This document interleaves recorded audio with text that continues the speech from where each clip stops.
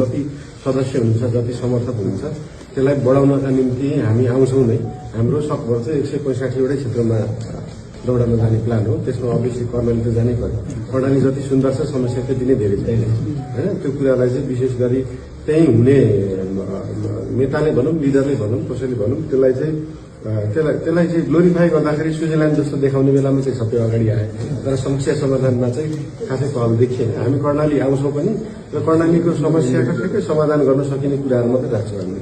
त्यहाँनिर कतिपय कुरा त 50 वर्षमा समाधान हुन नसक्ने पनि कुरा होला, तर कतिपय कुरा त 1 वर्षमा समाधान हुने विषय होला, 5 वर्षमा समाधान विषय होला, जुन चाहिँ पार्टीगत लडाइँले गर्दाखेरि नभएका समस्याहरू पनि छन् जुन समाधान गर्ने। त्यस्ता कुराहरू चाहिँ लिएर नै आउँछौँ र सकिन्छ भने रविजी र म दुवैजना आउँछौँ, पालै पालो आउँछौँ, नभए म त आउँछु नै भनेरै अहिलेसम्म बसिरहेको छु। हामीलाई चाहिँ त्यस्तो त्यहाँनिर जानलाई त्यहाँ जानु नपरोस् भन्नेमा छैन।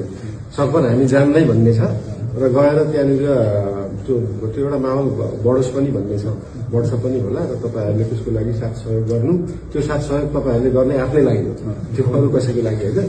त्यही हिसाबले तपाईँहरू जानु होला है।